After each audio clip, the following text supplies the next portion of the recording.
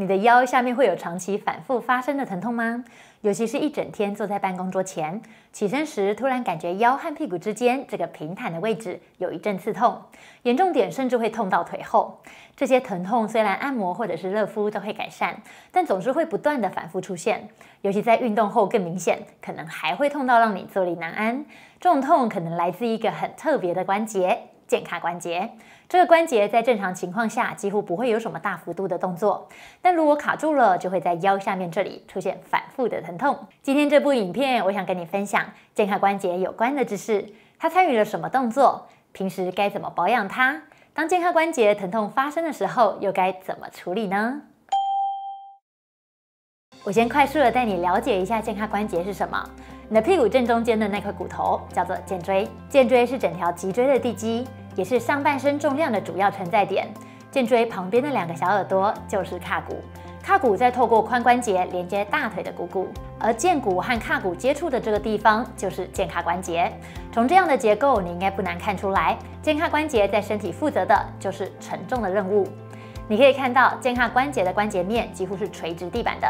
为了保护关节不上下滑开，肩胯关节周围就得环绕很多强壮的韧带。这些韧带就像胶带一样，一层一层的把肩骨还有髂骨牢牢的粘在一起。靠着这些韧带，肩胯关节才能保持很高的稳定性。但也因为肩胯关节把技能都点在稳定性上了，导致它的活动范围就没办法像膝关节或是肩关节那么灵活。不过这可不代表肩胯关节应该不动。实际上，走路、跑步还有上下楼梯的时候，肩胯关节会通过很微妙的小动作，把力量从上半身传递到下半身。它不仅有传递力量和缓冲的功能，肩胯关节适度的动，还能促进周围肌肉、筋膜还有韧带间的血液循环。有关肩胯关节最后一个小知识是，没有任何一条肌肉能够单独控制它的动作。肩胯关节的动作非常依赖周围肌肉的协调合作，当肌肉太紧绷或者是太弱，都会让肌肉的灵活度下降，进而让肩胯关节卡住。这样就会导致力量传递时，压力堆积在屁股周围的韧带上，产生腰痛、屁股痛的症状。了解肩胯关节的基本构造后，下一个问题就是哪些肌肉会影响肩胯关节的功能呢？首先是臀大肌还有腹横肌，这两条肌肉收缩时会直接对肩胯关节施加压力，提供动态稳定的力量。有研究显示，臀大肌的功能会影响到臀部还有肩胯关节的压力分布，而且在肩胯关节痛的患者中，也经常可以发现臀大肌有延迟收缩的情况。所以保持臀大肌还有腹横肌的功能正常，对肩胯关节的健康是第一个重要关卡。接着是肩胯关节上方腰椎后侧的多裂肌，当多裂肌收缩时，它能够间接的让肩椎进行类似点头的动作。多裂肌不仅可以稳定腰椎，也能稳定肩胯关节。再来是骨盆周围的髋内收还有髋外展肌群，因为骨盆稳定度会直接影响到肩胯关节。如果内收和外展的力量不均衡，骨盆就容易歪，歪了就容易让肩胯关节长时间处在不正确的压力下。最后还有梨状肌、阔背肌、竖脊肌还有腰方肌等等，这些肌肉群都需要保持良好的弹性，才能确保肩胯关节不卡住。所以肩胯关节就像琴弦一样，要经过仔细调音后，才能让琴弦有恰到好处的弹性，既要动又不能动得太多。那有哪些行为可能会让肩胯关节卡住或是位移呢？首先是长时间的坐歪或者是站歪，这可能让骨盆长时间处在歪斜的位置上，看起来可能会有长短脚的状况。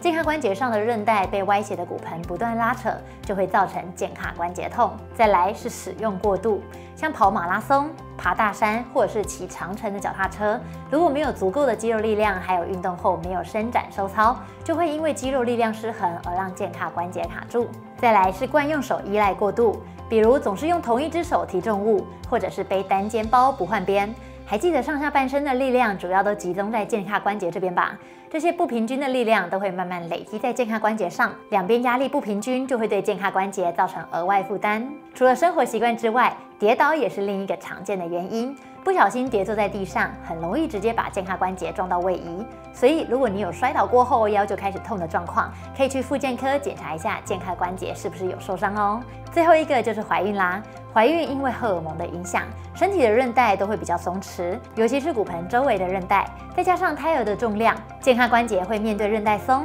胎儿压的双重打击，这也是很多妈妈在怀孕期间会腰痛还有屁股痛的主要原因。那接下来我要跟你分享可以怎么活动你的健胯关节，并且让你学会提高周围肌肉的控制力，来增强健胯关节的稳定性。四字形伸展，一开始躺着，膝盖微弯，翘二郎腿，将脚踝外侧卡在膝盖的外侧，双手抓住下方脚的小腿做支撑。若是抓不到小腿的人，可以抓大腿就好。做这个动作要注意，当大腿抬高时，屁股要尽量往下延伸，不可以抬太高哦，不然腰椎压力会太大。下面那只脚的膝盖对齐同侧的肩膀，骨盆不歪斜。吸气停留，吐气，屁股往地板的方向延伸，肩膀不要耸肩。这个动作可以伸展到梨状肌以及周围的深臀肌群。如果你有腰痛、屁股痛，走路又是属于比较偏外八的人，就可以多多伸展这个动作哦。30秒换边。阔背肌伸展，四足跪姿，将右手往左手和左膝之间穿过去，然后让胸椎转向左侧，左手手肘着地或者是微弯都没关系。这个姿势你应该要感觉到右边背部或者是腋下紧紧的，如果背没有感觉，就是你右手推的还不够出去哦。吸气吸到背部，吐气手再继续往前延伸，呼吸3次回来，接着将手往上方推出去，带动胸椎旋转，屁股往后坐，左手手肘着地或者是微弯都没有关系。这个主要伸展的是背部偏下方的位置，这个姿势你应该要感觉到右边背部紧紧的。最后将手往左下方推出去，带动胸椎旋转。这个动作我们主要拉的是背部偏上方的位置，这个姿势你应该要感觉到右边背部上方紧紧的。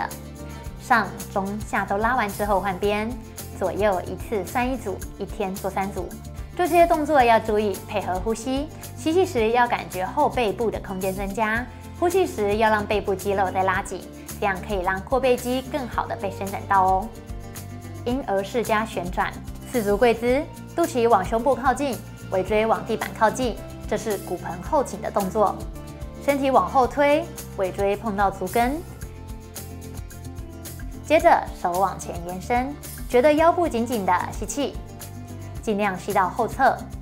吐气将肚子往后侧撑开，吸气吐气，持续30秒。这个动作除了可以活动健胯关节，也可以让肩椎往后点头，活动一下僵硬的腰椎。接着婴儿式不变，双手往对侧，慢慢往前爬，屁股往手对侧的脚跟坐下，觉得腰侧边紧紧的，停留30秒。这个动作可以伸展到腰方肌，吸气撑开后侧。吐气，屁股往脚跟的方向延伸，30秒换边，3个方向做完算1次，1天做3组。臀大肌加健胯关节，一开始先躺着，脚弯曲45度，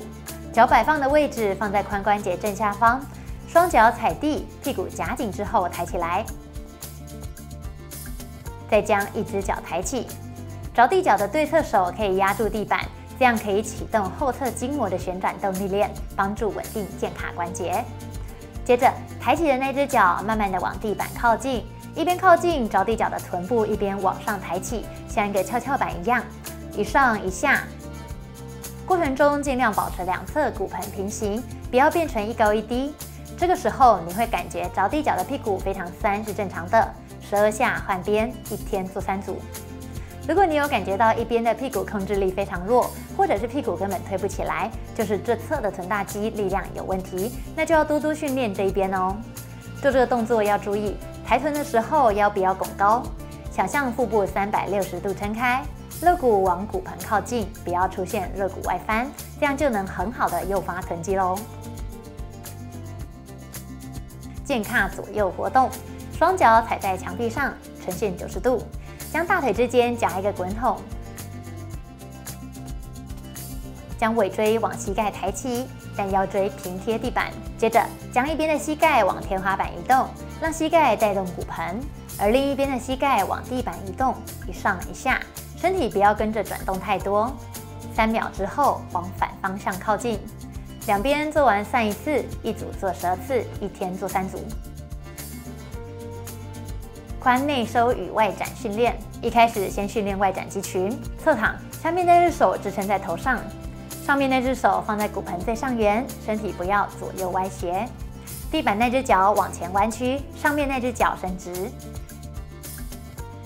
感受侧面核心往外撑开的感觉。上面那只手将骨盆往脚跟的方向固定，接着把整只脚抬到往上大概30度的位置，停留3秒，再慢慢放下来，一组10下，一天做3组。这时要尽量觉得屁股的肌肉在处理的感觉，那要注意的是骨盆不要往上移动，尽量固定好骨盆哦。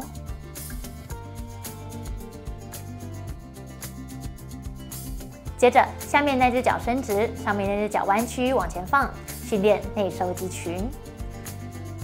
腹侧核心往外撑开，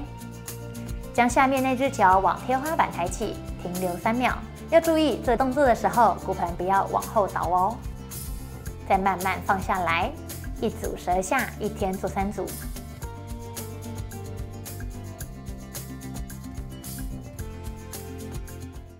这部影片让你知道，反复发生的腰痛可能不一定是腰，而是健胯的问题。解决这个问题的方法在于保持健胯关节周围肌群的灵活性还有稳定性。这就像调音一样，我们在松和紧之间找到那个平衡，就能让那些反复发生的腰痛和屁股痛消失。在这快节奏的生活中，我们常常不小心忽略了身体给我们的微弱讯号，直到这些讯号被放大到让你无法忽视，你才会注意到它。所以，发现到身体有微微这里痛和那里痛的时候，多注意一下，这可能是我们的身体在求救了。那希望我的影片能让你们越来越了解自己的身体。如果觉得影片对你有帮助，别忘了帮我分享出去，这对我有非常大的帮助。那我们就下部影片见啦，拜拜。